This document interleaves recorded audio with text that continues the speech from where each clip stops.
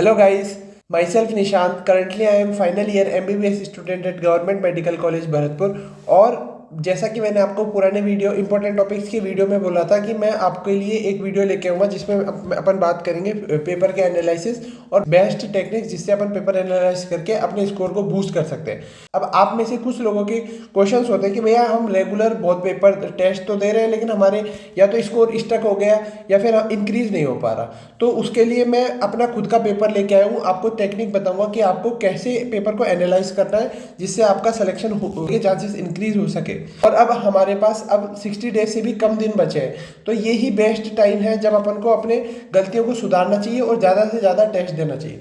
देखो मैं आपको बताता हूँ, एक तो सबसे पहले जब भी आप टेस्ट पेपर दे के आ रहे हो तो आपको है ना, एक तो सबसे ज़्यादा इमोशनल नहीं होना। चाहे आपका पेपर अच्छा हुआ है तो ज़्यादा खुश नहीं होना है, या तो ज़्यादा खराब, या तो खराब हुआ है तो ज़्यादा दुखी नहीं होना है, क्योंकि ये मॉक टेस्ट है। मॉक टेस्ट का मतलब ये होता है कि एक बार आप प्रैक्टिस कर रहे हो, ये नहीं कि आपका फाइनल पेपर है जिससे आप दुखी हो जाओ या ज़्यादा खुश हो जाओ। जैसे मेरा ये खुद का 2022 का पेपर है, 11 जुलाई को ये पेपर हुआ करता था। और जिन लोगों ने CLC की कोचिंग से टेस्ट सीरीज ज्वाइन कर रखी है उनको पता होगा ये दंगल है, दंगल सीरीज है। दंगल सीरीज क्या होती है? दंगल सीरीज होती है जिसमें फुल सिलेबस पेपर होते हैं। तो मैं आपको बताऊंगा कि मैं कैसे एनालाइज किया करता था। अब आप पेपर देके आ गए तो सबसे पहले आपको क्या करना है कि पेपर को लाओ, और पेपर के बाद उसकी आंसर शीट मिल जाएगी आपको साथ में। तो आंसर शीट लेके दूसरे कलर का पेन, जैसे मैंने यहाँ पे ब्लू कलर का पेन से पेपर को सॉल्व किया है ना, तो अब मैं दूसरे कलर का पेन लूंगा या पेंसिल लूंगा, रेड कलर का पेन ले लूंगा या ग्रीन कलर का पेन ले लूंगा। उससे सबसे पहले क्या होगा कि मैं आंसर्स मार्क करूंगा दूसरी साइड में, क्योंकि हिंदी वाला पोर्शन होगा और एक इंग्लिश वाला पोर्शन होता है। अगर आपने इंग्लिश वाला पोर्शन अटेम्प्ट किया है तो आपको हिंदी वाले पोर्शन के अंदर सारे करेक्ट मार्क्स को मार्क करना है। सबसे पहले हर जगह मार्क करना है, और याद रहे कि दूसरे कलर के पेन से मार्क करना है, जिससे क्या होगा कि आपको बार बार आंसर शीट, जो आपको आंसर शीट मिली है उसको बार बार मिलाना नहीं पड़ेगा कि इस वाले क्वेश्चन का आंसर क्या है इस वाले का, क्योंकि आपके साइड में रहेगा। दूसरा, आप लोगों के लिए एक और फनी एक्सपीरियंस शेयर करता हूँ। मैंने क्या CLC के साथ साथ और भी 2-3 टेस्ट सीरीज ज्वाइन कर रखी थी। अब वैसे भी देखो, टेस्ट सीरीज होती है जो मॉक टेस्ट की टेस्ट सीरीज होती है उतनी ज़्यादा महंगी नहीं होती, मतलब लगभग 1000-2000। और अगर आप ड्रॉपर हो, आपके अच्छे नंबर आ रखे हैं पुराने लास्ट प्रीवियस ईयर्स में, तो वैसे भी वो थोड़ा सस्ते में पड़ जाती है अपने। तो मेरे हिसाब से क्या है कि जो ड्रॉपर है, जिनके 2-3 ड्रॉप हो चुके हैं, उनको क्या है कि ज़्यादा टेस्ट सीरीज एक साथ ज्वाइन कर लेना चाहिए। वैसे भी जैसे 1-2 दिन के बाद अपन एक कभी इसकी टेस्ट सीरीज दे ली, कभी दूसरी टेस्ट सीरीज दे ली, उससे एक तो आपको एक्सपीरियंस बढ़ जाएगा, दूसरा आपका कॉन्फिडेंस बूस्ट होगा। और उसके बाद क्या है कि मान लो जैसे आपका सिलेक्शन हो जाता है, कोचिंग क्या है अपना अपना सेलिब्रेशन करती है और फिर लास्ट में क्या है कि गिफ्ट्स देती है। तो आप लोगों के लिए वो थोड़ा मोटिवेटिंग होगा कि गिफ्ट्स मिलेंगे और थोड़ा एंजॉयमेंट मिलेगा, अच्छा खाना होगा, तो वो थोड़ा अच्छा रहता है। तो अगर आप ड्रॉपर और आपको लगता है कि अब की बार आप क्रैक कर लोगे, तो मेरे हिसाब से 1-2 टेस्ट सीरीज और ज्वाइन कर सकते हो, जैसे एलन CLC की, GCI गुरु कृपा की तो कितनी अच्छी टेस्ट सीरीज होती है, CLC की भी बहुत अच्छी टेस्ट सीरीज होती है। तो मैंने खुद के टाइम में ही लगभग 200 प्लस टेस्ट दिए थे, चाहे वो पार्ट सिलेबस और फुल सिलेबस को मिला के। तो अगर आप टेस्ट सीरीज के रिलेटेड कंफ्यूजन में डिसाइड नहीं कर पा रहे कौन सी टेस्ट सीरीज बेस्ट है, तो उसके रिलेटेड एक वीडियो पहले ही चैनल पे है, उसका लिंक डिस्क्रिप्शन पे जाके चेकआउट कर सकते हो। तो अब मैं आपको बताऊंगा कि आपको पेपर का एनालिसिस कैसे करना है। तो सबसे पहले आपने ऑपोजिट साइड, अगर आपने इंग्लिश अटेम्प्ट किया तो हिंदी वाली साइड सारे मार्किंग्स कर ली। उसके बाद आपको क्या करना है कि जैसे जो आपका क्वेश्चन रॉन्ग था, जैसे मेरा क्वेश्चन था, मान लो ये 11th वाला क्वेश्चन रॉन्ग है, तो इसको मैंने पहले ही मार्क कर लिया। अब इसको मेरे को वापस सॉल्व करके देखना है कि मेरा कैसे गलत हुआ। अगर मेरे को बाद में पता चला कि मेरी इसमें सिली मिस्टेक हुई है, तो मेरे को यहाँ पे क्या लिख लेना, मेरे को यहाँ पे लिख लेना सिली मिस्टेक लिख के, फिर बाद में ये नहीं कि अब सिली मिस्टेक लिख दिया मैंने, यहाँ पे सिली मिस्टेक लिख दिया तो उसके बाद मैं भूल जाऊँ उसे।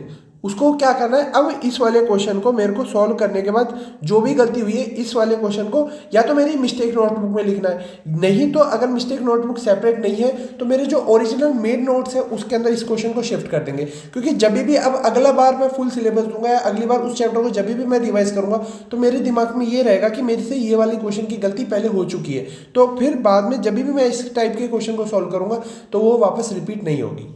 अब जैसे ये वाला क्वेश्चन है, इस वाले क्वेश्चन में मेरी या तो मेरे से कंफ्यूजन था, तो यहाँ पे साफ साफ लिख लो। तो मैं आपको एक बात बताता हूँ कि आप मिस्टेक्स को है ना 4 कैटेगरी में डिवाइड कर सकते हो। क्या क्या, जैसे एक तो होती है जिसमें कॉन्सेप्चुअल मिस्टेक हुई हो, कॉन्सेप्चुअल मिस्टेक में जैसे कॉन्सेप्ट की गलती हो या फिर मेरे से कोई एनसीईआरटी की लाइन छूट गई हो, तो उसको अलग कैटेगरी बना लो। फिर दूसरे नंबर पे आती है सिली मिस्टेक्स, या तो जल्दबाजी में कोई कैलकुलेशन या फिर कैलकुलेशन का एरर या फिर क्वेश्चन गलत हो गया हो जिसमें सिली मिस्टेक हुई हो कि मैंने जैसे करेक्ट को इनकरेक्ट पढ़ लिया हो, एक्सेप्ट एक्सेप्ट नहीं पढ़ा हो, या ट्रू या फॉल्स वाला जो गलतियां होती है, तो वो वाली गलतियां ना मतलब करनी नहीं होती है, क्योंकि एक एक नंबर की बहुत वैल्यू होती है, एक एक क्वेश्चन की बहुत वैल्यू होती है। तो अगर अपन सिली मिस्टेक्स को इंक्रीज कर लेते हैं तो एक क्वेश्चन से भी सिलेक्शन रुक जाता है। और कुछ ड्रॉपर्स को तो ये अच्छे से एक्सपीरियंस होगा वो कैसे कैसे गलतियां हुई हैं पुराने उसमें। या फिर कुछ अब तीसरे कैटेगरी में आ जाता है जो अपन तुक्का लगाते हैं या फिर ओवर कॉन्फिडेंस में क्वेश्चन करते हैं, तो उसको भी कैटेगराइज कर लो क्वेश्चन को। अब तुक्का तुक्का हर बार तो नहीं लगेगा, तो उसका कॉन्सेप्ट आके मतलब पेपर से आके और एक बार उसको क्लियर कर लो कि अच्छा इसका ये कॉन्सेप्ट था।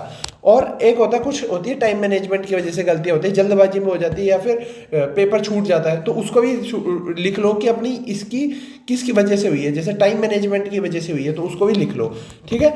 और फिर बाद में पेपर को देख के ना ऐसे दुखी नहीं होना है, मतलब बात ये है कि उससे क्या है कि फिर अगर एक बार हो गया ना तो फिर आदत बन जाती है कि अरे मेरा तो पेपर अच्छा नहीं हुआ, उसकी वजह से फिर परेशान होते जाते हैं, तो वो काम नहीं करना है, ठीक है। जैसे अब मार्क कर लो, जैसे ये क्वेश्चन है, अब मेरा ये क्वेश्चन गलत हुआ था तो इसमें मैं मार्क कर लो कि भाई मेरी क्या गलती थी, जैसे सिली मिस्टेक थी या फिर कॉन्सेप्ट गलत था या फिर जो भी गलत थी उसको लिखो और उसको शिफ्ट कर लो अपने मेन नोट्स के अंदर, उसको सॉल्व कर लो। दूसरी बात मैं आपको बताना चाह रहा हूँ, जैसे ये देखो मेरी राइटिंग है, जैसे मैंने ये रफ वर्क कर रखा है, ये रफ वर्क के लिए जगह है, तो ये राइटिंग थोड़ी क्लियर है, तो इसको अब आपको सिली मिस्टेक्स को मिनिमाइज करना है ना, तो आपको थोड़ी अपनी राइटिंग को क्लियर रखनी है, जिससे क्या है कि आप वर्ड्स को क्लियरली पहचान पाओगे और उससे गलती नहीं कर पाओगे। अब कुछ क्वेश्चंस होते हैं जो आपको ऐसे लगता है कि यार ये तो बहुत अच्छे हैं, मेरे से हो गए और इंपॉर्टेंट है, तो उनको स्टार मार्क कर लो, स्टार मार्क करके उनको शिफ्ट कर लो अपने नोट्स में और बार बार उसको रिवाइज करो। क्या पता आप ऐसा भी तो हो सकता है ना कि जो टेस्ट सीरीज में आपने आज सॉल्व करी सेम क्वेश्चन वैसा का वैसा आपको मेन एग्जाम नीट के एग्जाम के अंदर देखने को मिल जाए, तो वो ऐसे एक बार सॉल्व करने से तो याद रहेगा नहीं, वो आपको इसको शिफ्ट करना पड़ेगा मेन नोट्स में, फिर बार बार उसको रिवाइज करोगे तो आपका वो अच्छे से कॉन्सेप्चुअल और बैक ऑफ द माइंड आपके फिक्स हो जाएगा वो, ठीक है। अब आ जाते हैं अपन केमिस्ट्री का एनालिसिस पे, सेम केमिस्ट्री का है। जैसे देखो मैंने ये वाला क्वेश्चन गलत हुआ था मेरे से, तो मैंने यहाँ पे लिख रखा है मेरे से जो भी गलती हुई थी, जैसे मैंने लिख रखा मूर्ख है तू, मतलब सिली मिस्टेक हुई थी मेरे से। अब गुस्सा आता है ना कई बार कि यार ये पेपर कैसे, ये क्वेश्चन कैसे गलत हो गया अपन से, तो वो पूरे को लिखो वहाँ पे और फिर बाद में अपने मेन नोट्स में शिफ्ट करो। कैटेगरी मैंने आपको बताई थी कैसे कैसे कैटेगराइज करना है। जैसे ये वाला है क्वेश्चन, तो इसमें मेरे को नहीं पता था कि ट्रांस वाला जो होता है जो ऑप्टिकली एक्टिव होता है इनएक्टिव होता है, तो ये वाली चीज़ को मैंने यहाँ लिखी और फिर बाद में इसको मैंने मेन नोट्स में या फिर अपने बार बार एक बार इसके कॉन्सेप्ट को क्लियर कर लिया, उससे गलतियाँ बार बार रिपीट नहीं हुई, ये होता है सारा। अब आ जाते हैं अपन बायोलॉजी में। देखो बायोलॉजी के अंदर जो सबसे ज़्यादा सिली मिस्टेक्स होती है ना वो इनकी वजह से होती है, जैसे करेक्ट और इनकरेक्ट लिखा हुआ रहता है। तो आपको क्या करना है, सबसे पहले आप जब भी ऐसे क्वेश्चन को सोल्व कर रहे हो ना तो उस क्वेश्चन को ऐसे मार्क कर लो कि अच्छा इसमें इनकरेक्ट ढूंढना है, या फिर अगर कोई हिंदी मीडियम का छात्र बच्चा है तो उसको लिख लो भाई गलत, साफ साफ लिख लो कि गलत ढूंढना है इसमें से, और फिर उसका आंसर उस हिसाब से कर लो। इससे क्या होगा, आपको बहुत फायदा मिलेगा। अब जैसे ये वाले होते हैं क्वेश्चन, मैच द फॉलोइंग वाले क्वेश्चन होते हैं, इसमें क्या होता है कि कई बार दो ऑप्शंस तो सही मिल जाते हैं आपको। जैसे इसका मैं बताता हूँ आपको, जैसे देखो ये दोनों सेम है, ये दोनों सेम है, तो अब इन दोनों बार तो ऐसा होता है कि आपको आगे मिलाने की जरूरत नहीं पड़ती, इनमें डिफरेंस हो जाता है तो आप आराम से कर लो, उसमें तो गलतियां नहीं होती। लेकिन इसमें क्या होता है कि जब सेम होता है ना तो आपको ये दो को अच्छे से मिलाना पड़ता है, अच्छे से मिलाओगे तो गलती वापस होगी नहीं। ये वाला क्वेश्चन है, ये वाला क्वेश्चन के अंदर क्या है राइट, तो इसको पहले ही मार्क कर दिया मैंने, और आपको भी ऐसे कर देना चाहिए। उससे क्या होगा, सिली मिस्टेक्स बिल्कुल बिल्कुल कम हो जाएगी, बिल्कुल कम हो जाएगी। ये देखो करेक्ट इनकरेक्ट वाला, तो करेक्ट इससे पता चल जाएगा कि मेरे को सही है, तो यहाँ पे सही लिख लो, सही। अब सही निकालना है इसमें से। जैसे ये क्वेश्चन है 93, इसके अंदर क्या था, मेरा कॉन्सेप्ट ही क्लियर नहीं था, तो मैंने यहाँ लिख रखा है कॉन्सेप्ट, देखो कॉन्सेप्ट लिख रखा है। इससे क्या है, अब इसको मैं कॉन्सेप्ट क्लियर कर लूँगा, अब जिससे मेरे को वापस गलती नहीं होगी। अब अगर आप ऐसे ही फॉलो करोगे ना, अगर यही चीज़ें फॉलो करते रहे तो आपकी गलती होने के चांसेस बहुत कम है और आपका जो मार्क्स रुक गए ना, जिन बच्चों के स्टक हो गए, मार्क्स बढ़ नहीं रहे, तो वो अब धीरे धीरे इंक्रीज हो जाएंगे। लेकिन आपको थोड़ा चेंज लाना पड़ेगा अपनी स्ट्रैटेजी में। और अब नया वीडियो में, अगला वीडियो लेके आऊँगा जिसमें मैं आपको बताऊँगा OMR को फिल करने की बेस्ट टेक्निक, जिससे आपका OMR फिलिंग में गलती नहीं हो एक तो, और आपका टाइम भी कम लगे OMR को फिल करने में, ठीक है। और अगर आपको मेरी मेहनत और आप मेरे से अच्छे से रिलेट कर पा रहे हो तो एक लाइक जरूर करके जाना वीडियो को।